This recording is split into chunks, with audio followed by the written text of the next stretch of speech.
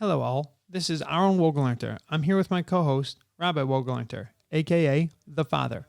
And this is Around the Shabbos Table. Today, we have a great episode about Tu Bishvat. We discuss how to use the symbolism of Tu Bishvat to experience life on a more meaningful level. Around the Shabbos Table podcast was created to bring you our thoughtful conversations on a wide range of topics that a Jew might encounter throughout his or her life. Our dream is to share some of our joy of being a Jew by breaking open these ideas and showing the beauty and relevancy that are sometimes hidden behind them. Don't be fooled by the name. Shabbos was not desecrated in any way, shape, or form in the production of this show. This podcast is part of the Intentional Jew Podcast Network, a growing network of the greatest Jewish podcast content trying to make Judaism more intentional. A bit of housekeeping here before we get started with today's episode, as I'm super excited to introduce you to our newest show to the network. That's the Jewish Philanthropy Podcast by Rabbi David M. Cohen. Rabbi Cohen wears many hats. He's a rabbi. He's the National Director of Community Engagement at Yachad. He's a lawyer and a family therapist, to name a few. On his podcast, his range of guests include Ben Brafman, Alicia Wiesel, Rabbi Yeshua Hartman, Rabbi Daniel Baron, Jay and Shira Ruderman. And that's exactly what I love about this podcast, is that his dynamic experiences and unique role are all expressed through his choice of interviews, guests, and topics. So I encourage you to go check out intentionaljew.com and check out the podcast, the Jewish Philanthropy Podcast, which is hosted there on the website, and subscribe to the show on Apple Podcasts. Leave him a 5-star review, because it is 5 stars, nothing other. And now, to the show, let's get around the Shabbos Table.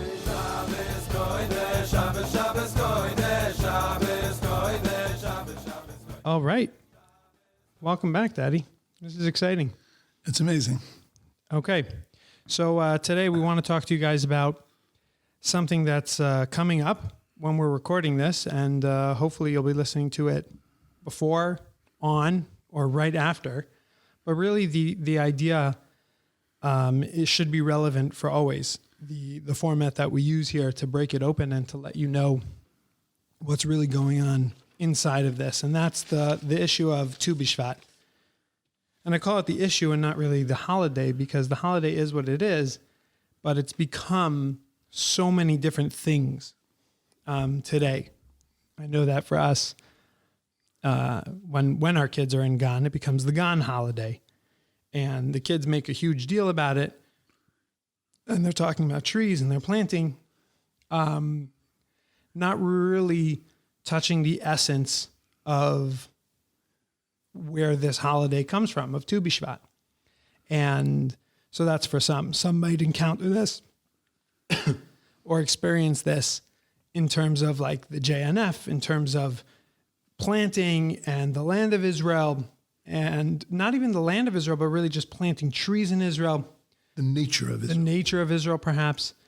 Some may encounter it like that. And I find that it's just become so many things. It's become for some this Tu Bishvat Seder. It's become for some the Shivas Haminim, a time to explore the Shivas Haminim. And while all these things are good, there has to be something deeper. There has to be something more relevant here. And that's what I sort of want to scratch and open up here. Some of the depth of Tu Bishvat. So what are your thoughts on Tu Bishvat? So I'll tell you that once we decided yesterday that we were going to speak about Tu Bishvat today, so my head's been consumed with Tu Bishvat. And I did a little nudging around, and my cynical side was laughing a lot. You know, just seeing some of the things about the Tu Bishvat Seder, you know, the details starting with red wine, with white wine, and then going to red wine. And it has to do with the seasons. We start with the winter wine, and then we go to the summer wine, and we drink 4 cups of wine, and all kinds of things. And, the JNF component, and all the stuff about nature and getting back to nature. And it's the birthday of trees and the holiday of trees. And all the words are borrowed from Chazal and from Mishnayos. It's all there. Right. It's not wrong. That's the interesting part. It's nothing is wrong where you look at it and you say, oh, that's not the essence. Whereas you would take, some people would say that Purim has become the Halloween for Jews. Like, okay, that's wrong. That's a misunderstanding of both Halloween and both Purim. But the understandings here are not wrong. They're just like taking the sort of like what we discussed, the tuffle. They've taken the non-Iker part of what's going on here and made it something very important. So I'll tell you the crazy place I came to today. That I was watching all of this. And again, like I say, my cynical side was really having a blast. And then I looked at it and I said, you know what? There is a certain essence missing. I feel even with the Seders, even though it's based on some Kabbalistic idea, but we've gone to some really funky places with it. But then I realized, what's everybody trying to do? Everybody is, including the JNFers, right, and sort of claiming hold on this holiday, and then Chag Sameach, and all that stuff. I'm thinking, people are trying to look at an event that is in the calendar of the Jewish people. It's there from the time of the Mishnah that this is the Rosh Hashanah Li'Ilanos. It's a day of accounting for Meiser and for other things. So it's got a place, and people are looking to try to find the symbolism of it, the meaning of it, and people are going to their own places to find that, and they're going to drawing their own conclusions. But really, what it is, it's a really very, very essential, fundamental, and Jewish thing that we believe that there's nothing that is on the surface. There is nothing as the way it appears. And everything in this world teaches us something. And I think that if we take a step back from even the particular message of Tu Bishvat, what the day of Tu Bishvat is and what's happened today with Tu Bishvat is that we're looking to find another Jewish thing to have it speak to us. I was listening to a few moments of a shir from a great gadol. And I won't say it was reaching, but it was like, it was so teef and beautiful about trees and about what trees teach us. And a lot of the Torah on Tisha B'Av is about roots and about trees. On Tu Bishvat, I'm sorry, about trees and about roots and about how a person is nimshal to a tree, and how he grows like a tree and roots in the ground and growing upwards straight, like all beautiful, beautiful Torah. But all of that is because we know that there has to be a significance to this, and I want to uncover its significance and find how it taps into me. And it's reminding me. That's a nice Levi Yitzchak pshat, and what's like the Barditchever, who always tries to find, he's an Ohev Yisrael, always tries to find the right in with all the Jews and the practices of the Jews. That's it. Where you're trying to find, you're trying to say that all these practices are just searching and grabbing at something that should have essence, right? And that's the intentional Jew, that we're trying to do this Jewish thing in a more intentional kind of way. There's an amazing idea that you ever listen to people talk about the Beis HaMikdash, people that are really excited about the Beis HaMikdash. The symbolism is so stunning. When we talk about the menorah, that the menorah stands for Torah Sheba'al Peh. It sits right outside of the Ahron, which is Torah Sheba'al. And Torah Sheba'al Peh, the essence of Torah Sheba'al Peh is to light the way for Torah Sheba'al for the written Torah. And that's exactly what the menorah does. It lights the way for the Ahron. And the Shulchan, what does that represent? This materialism and material blessing. And the Ketores, and you tie in davening. There's a very beautiful thing Rosh Rab says about tefillah, and he goes through the daily service. This is in his introduction, goes through the daily service and pinpoints every place in the Mikdash, going from the Ezras Nashim through until the Kodesh Kadoshim, how each tefillah that we say corresponds to a place. I mean, that stuff is stunning.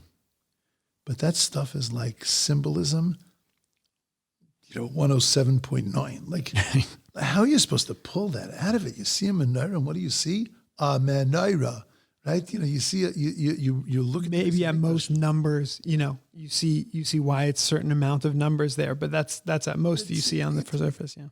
And when they walked into the Beis HaMikdash, So and they would come on Yontif, they would open up the curtain and they would see the Kruvim, whether they would be hugging or not hugging, and it gave them such, such messages, and the crimson by the Seir Mishtaleach, right, and all the symbolism of everything is amazing. You take from the Kalfi, and you have to have two animals that are exactly the same.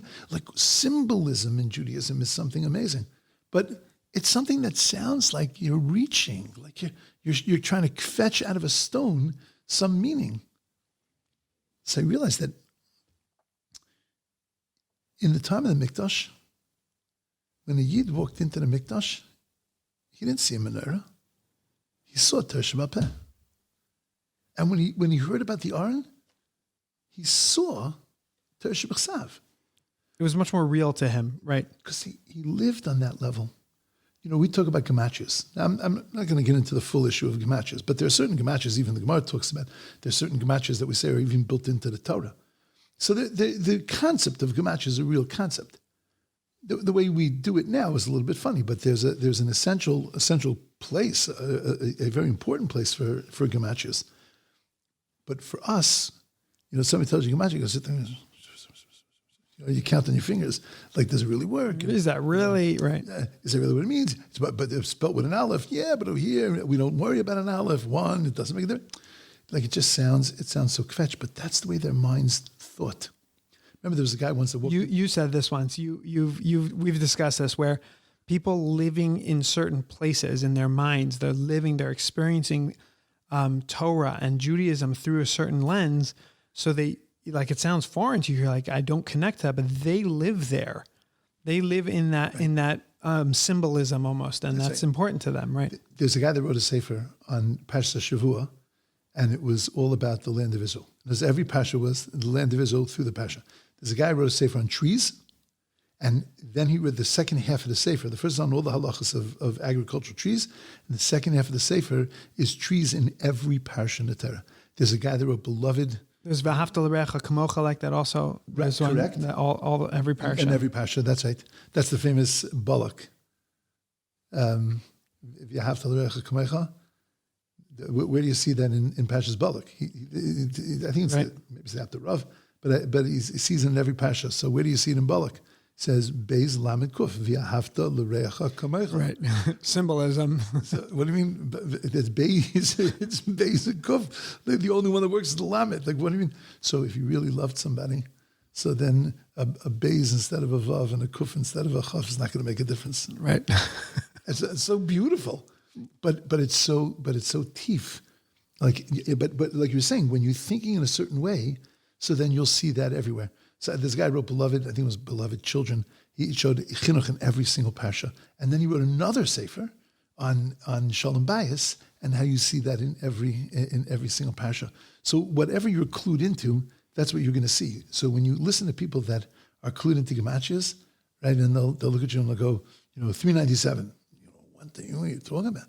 And then they'll say some pasuk, or they'll tell you something about your life that if you do the gematria, it's 397. I remember I once went to a Rebbe, and the Rebbe actually came to the community, and was when people came in to see him, so he was telling them what kind of donations to give, and people that couldn't understand, and they were big numbers, they were 659, and so the Rebbe doesn't know Aleph.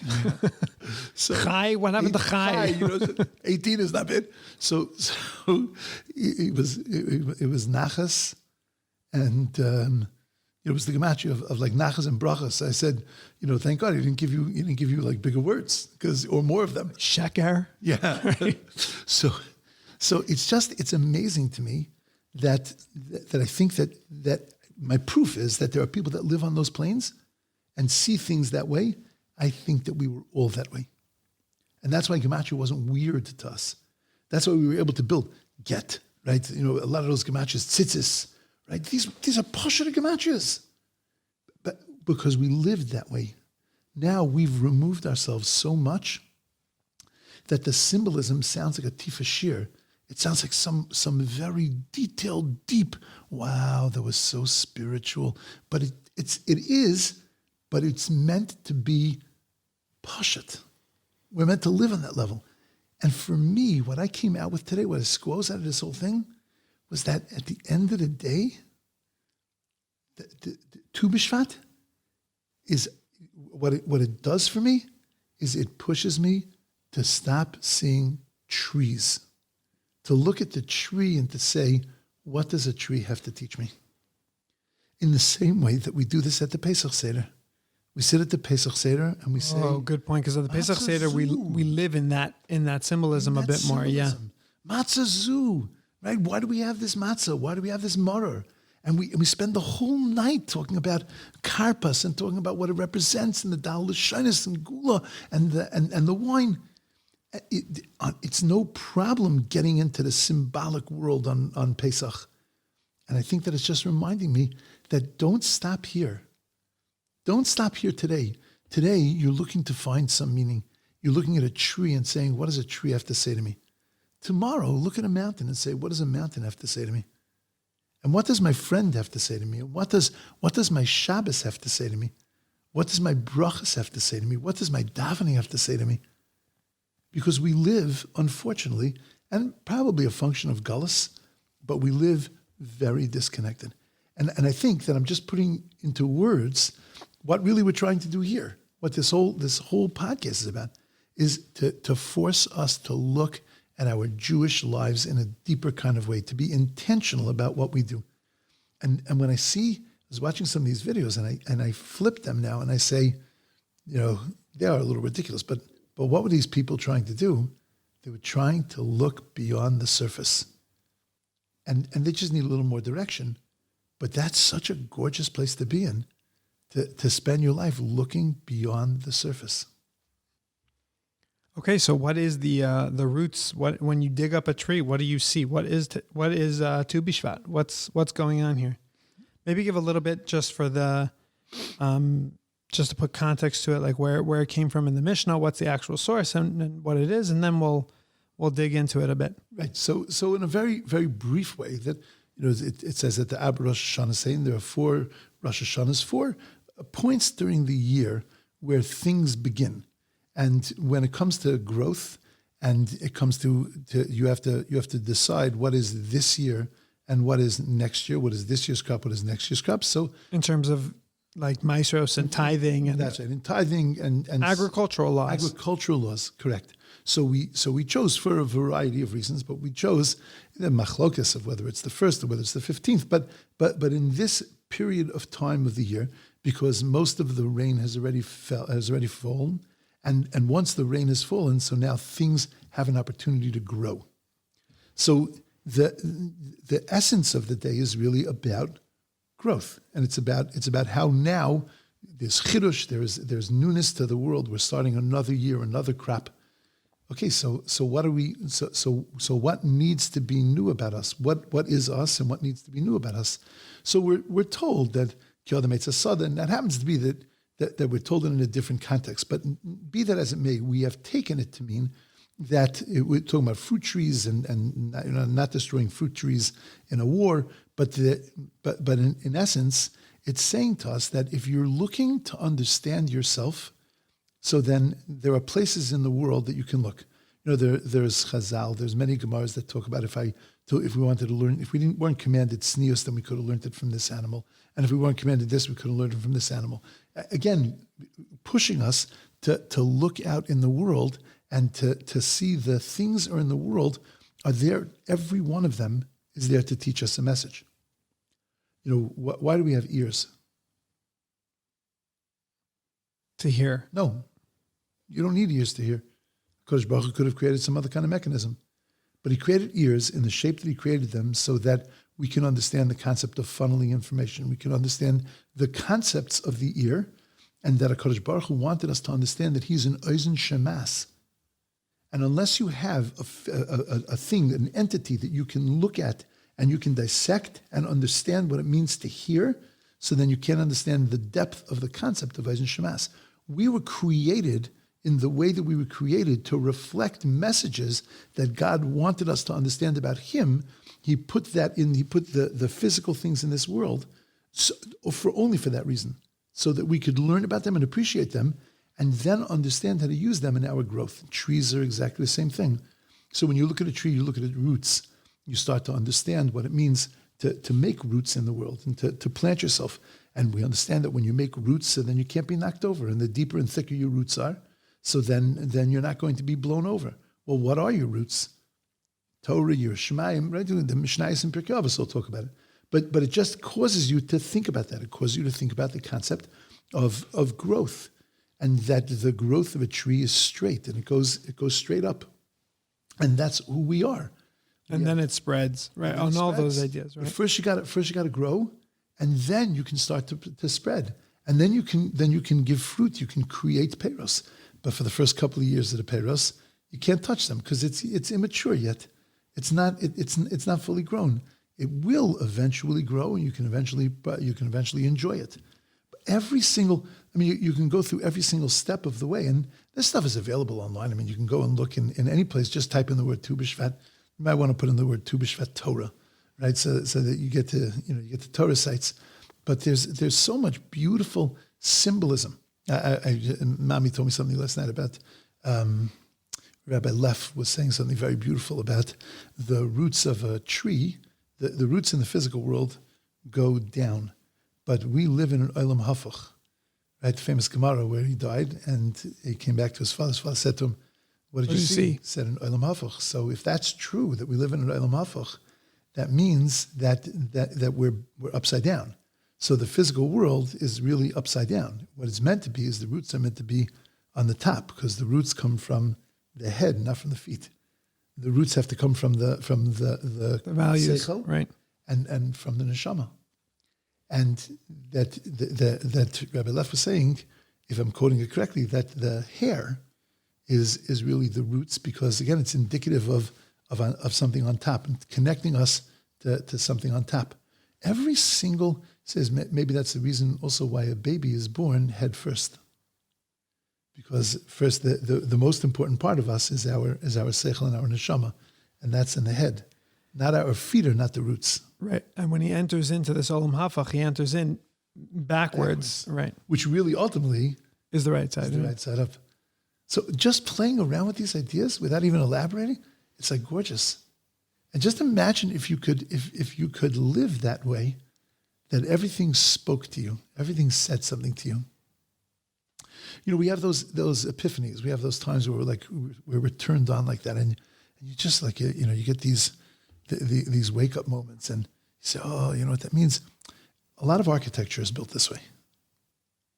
A lot of architecture is built that there's a subtle message coming through the architecture. I remember when Ronnie Werbeloff, Shalom, rebuilt the office downstairs. Right. Remember? And and he set it up. I'm not even sure that everybody knew this, but he was very makbid. Which office? Downstairs. We were upstairs. Your bris was upstairs. But in the building. In the office building. In the office building. Okay.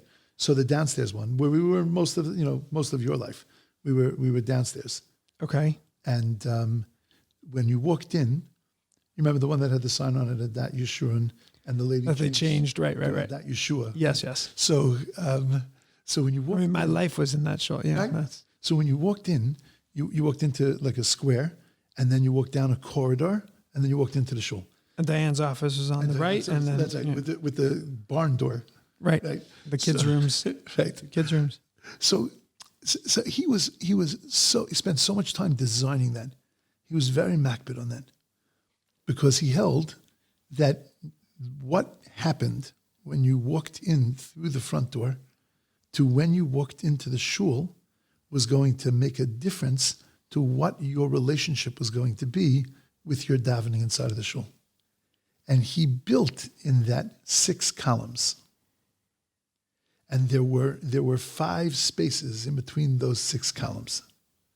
And for him, he built it because you needed to feel like you were walking into the Torah, into the oral Torah and into the written Torah. Imagine. That's so cool. And it was, I was always moved by it, but only because I knew about it. But that's, when you hear that, you hear, wow, that was a lot of thought.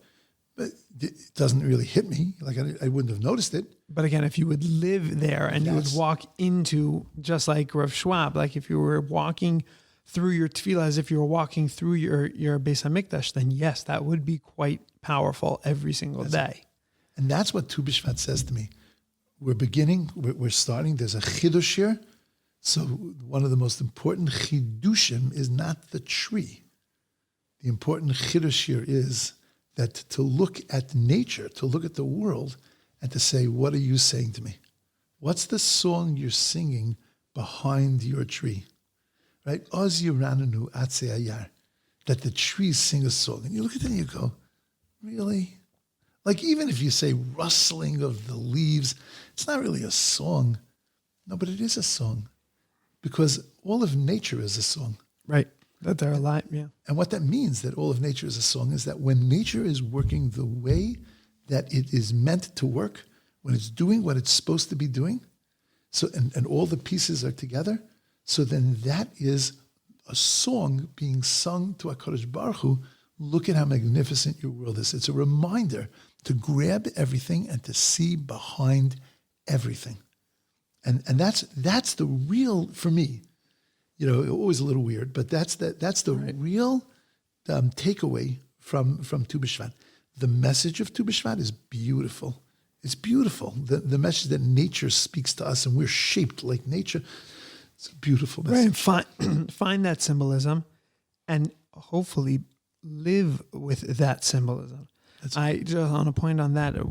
Now that we've been davening outside, I pray next to this rose bush, next to the fountain in the back of our shul. And it's so interesting how I'm just noticing this. First of all, the thorns, right? Kishoshana bein COHEN, that you see it, but you see that there's just a bush with thorns. You don't see that. And then you see that what I realize is that it grows, it lasts for a few weeks, and then it dies, the rose, and it won't grow again until you cut off the top. And that's so fascinating to me that for weeks it'll be sitting there dead. And then one day I'll be a little extra spaced out than usual and I'll just pull one off or cut it off. And 2-3 weeks later, there's something else growing there. It's not a full rose, but it's growing. And that's fascinating to me that we're compared to a rose, and that symbolism to start living like that. During my tefillah, I see that we're compared to a rose, the Klal Yisrael, and that we have similarities, that we're rough. We grow, we don't last for very long in the limelight, and we die out, and then we have to recuperate and get back together and do it again. But we got to cut some of the fat off and start again. And it's just so interesting when you start understanding, realizing that symbolism, and even in your own daily life, what worked yesterday doesn't work today. You got to restart, and you got to keep on restarting. What was beautiful yesterday is not beautiful today, and the Rebbeinu Shalom is machadish things for you. To live with that symbolism is super important, and to see it. So that's what Tu Bishvat tells you. And also, I think that an extra hard thing today, now that we also do a lot of ordering online, you can literally sit in your seat, order, receive it within a few hours, and not have ever been intrigued to ask, where does milk come from? Where do my Cheerios come from? Even not Cheerios, where does my meat come from? We don't ask these questions. I try to bring it out of my children so that they can understand, but we're so far removed from the process of how our food is created that when we sit down and make a bracha, we're saying, thank you for the mishloach, for the delivery man bringing it to my house. Thank you, Hashem, for making a delivery man. Thank you for making the internet so that I could order. But what about the months of work that went into this to create this? So our problem is not so much because we're removed because of gullus, but maybe this is gullus, but the fact that our infrastructure, the way we live, our society, that we live with the technology like this removes us more and more every day from agriculture and from these halachos. Arla came up recently with an orange tree in Shul, and Arla, who in the world knows the halachas of Arla, and who cares? And the fact that the person who knew that, the Rav who knew that was deeply involved with that, was interesting to me, because he doesn't live in that world that I live in, with the world of just technology and being removed from agriculture. It sort of like brings you back to your roots, no pun intended, but I had to, but it brings you back to your roots of symbolism and of an understanding agriculture, that it comes from God. And the more connected you are to agriculture, when you actually do the plowing, when you actually do the growing, then you can see Baruch Ata Hashem, you can say thank you for the things. So this is our day to have this avoda and to start thinking and switching our thoughts that, oh wow, the delivery man didn't bring this to me. It was God who brought it for me from the orchard or from the farm. Look at Birchas Hamazon. Who wrote the first bracha, Birchas Hamazon? Moshe Rabbeinu. Why? To say thank you for the mun. Really? Read it again. It talks about lechem, talks about mazon, does not talk about mun, doesn't even mention mun. If he was writing as a thank you for mun, then why didn't it say anything about mun? Because Moshe Rabbeinu was sending a very profound message. Mun hu halechem, lechem hu hamun. There is no difference between lechem and mun and lechem. Mun is lechem in Hashemayim. It's miraculous, so amazing. Whatever you wanted to think about it, that's what it became. This week's Pasha, right? Whatever you wanted it to be, that's what it became. It's like amazing. Well, so is lechem. Imagine you're taking dust, right? Nothing, drowning it, making silly putty, then taking it and putting it into a furnace where it could burn. But not that hot, this hot. Yeah. And not low enough, otherwise it'll get ruined. So it's like the perfect temperature. And what comes out is two beautiful, a beautiful loaf of bread. What, that's not a miracle? That's not a nace. You ask an average person, where does bread come from? I'll tell you from, aisle 15 in the supermarket. We don't think about that. That's the whole point. What Moshe Rabbeinu wanted us to do is when we sat and we made Birchas Hamazon, that we would remember, why did Moshe Rabbeinu write this? Because he was saying, thank you for the miraculous bread. And this taka is miraculous. It's something really amazing. A Tu Bishvat allows me to look at that. Each day of the year, and each special day of the year. I made a mistake before and I said Tisha B'Av. Tisha B'Av also allows me to sit there and to contemplate, what is Gullus? What am I missing? What is the distance between me and God? And it forces me to reckon with certain things. Pesach forces me to do that. Rosh Hashanah Yom Kippur forces me to do that. To look back to the very root of the thing, of the item of the day. Shabbos forces me to do that. But sometimes we need a day to inspire us and to move us to look at other things. They ask the question, why do we need Pesach when we have a mitzvah every day of Zecher Yetzias Mitzrayim? Right. So a beautiful explanation that I've heard is that Pesach becomes the inkwell from which we dip our pens and we write every single day. And that if you didn't have Pesach, you would have nothing to grab onto, nothing to relate to for Zecher Yetzias Mitzrayim on a daily basis. And I think that that's my conclusion from Tu Bishvat, in a general sense, without worrying about the specific messages, but that it's our inkwell, not to think about trees, but to think about our lives in a context of seeing the deeper message of things, to seeing to live on a symbolic plane, so that every single thing is significant. That's my takeaway. Right. Yeah, that's so important. And I hope that the conversation helps those listening to understand that that's the day. Find your own symbolism, find your own understanding and what you connect to, and reach out to us. I would love to hear that as well, what we spurred you to think about. You can reach out to us at intentionaljew@gmail.com. Give us feedback on this episode. Please give us feedback on previous episodes or things you want us to talk about in here.